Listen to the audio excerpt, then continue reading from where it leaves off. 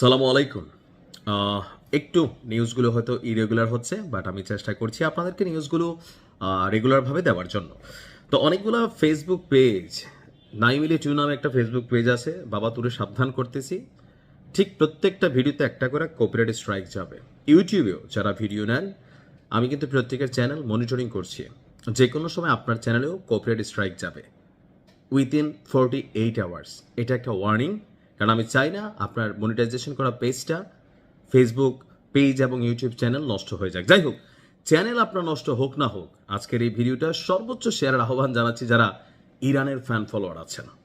একটা গোমোট বাধা আবহাওয়া বা পরিবেশ আপনার ইরান এবং মার্কিন যুক্তরাষ্ট্রের মানে বর্তমান সিচুয়েশনটা আমার কাছে মনে হচ্ছে। কারণ আপনি দেখেন যে এই মুহূর্তে ইরানের বিপরীতে মার্কিন যুক্তরাষ্ট্র বড়সড় একটা প্ল্যান করছে, তবে ইরানও ঝুঁকেঙ্গান হি সালা স্টাইলে আছেন।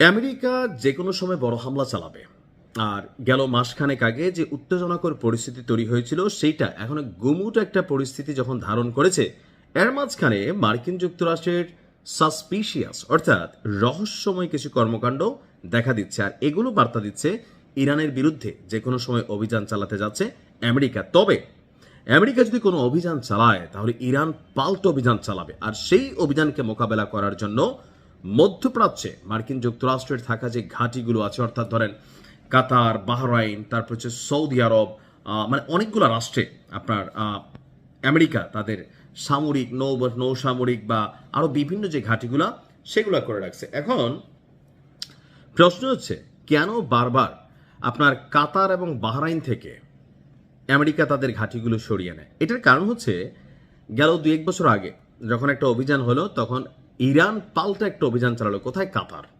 যেখানে মার্কিন সামরিক ঘাঁটি ছিল, বিশাল বিমান নৌবহর, আপনার হচ্ছে এয়ার হ্যাঙ্গার, ঠিক আছে, অনেক কিছু ছিল।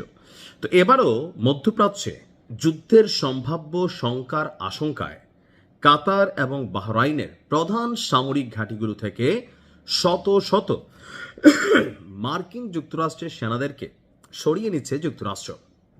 গতকালকে নিউ ইয়র্ক টাইমস পেন্টাগন সূত্রের বরাত দিয়ে এই তথ্য দিয়েছেন।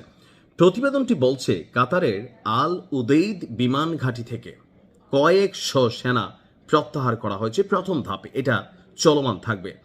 এছাড়া মার্কিন নৌবাহিনীর 5ম ফ্লিট, এটা বাহরাইনে অবস্থিত, সেখান থেকেও বাহিনী সরিয়ে নেওয়ার খবর পাওয়া গেছে।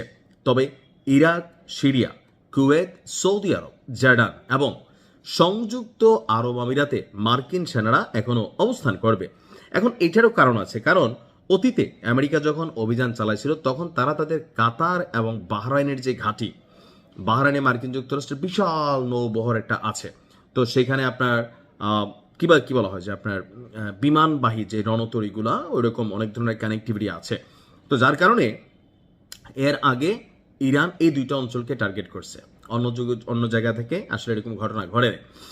ইরানের উপর সম্ভাব্য মার্কিন হামলার পরিকল্পনা হিসাবেই আপনার পাল্টা পদক্ষেপ হিসেবে ইরান যদি কোনো অভিযান চালায়, সেটার সতর্কতামূলক ব্যবস্থা হিসাবে এই পরিকল্পনা গ্রহণ করা হয়েছে। ধারণা করা হচ্ছে যে তেহরান পাল্টা অভিযান পরিচালনা করার জন্য তারা তাদের সর্বোচ্চ শক্তি প্রস্তুত করেছে। এখন জাতিসংঘে ইরানের মহাসচিব তিনি একটা সতর্ক বার্তা পাঠিয়েছেন মার্কিন যুক্তরাষ্ট্রের বিরুদ্ধে, যে যদি ইরান আক্রান্ত হয় তবে এই অঞ্চলে শত্রু বাহিনীর সকল ঘাঁটি, স্থাপনা এবং সম্পদ ইরান তাদের বৈধ লক্ষ্য হিসাবেই চিহ্নিত করবে, অর্থাৎ ইরান ঝুঁকবে না। আমরাও চাই না ইরান ঝুঁকুক, খেলা জমুক। ভালো থাকুন, আসসালামু আলাইকুম।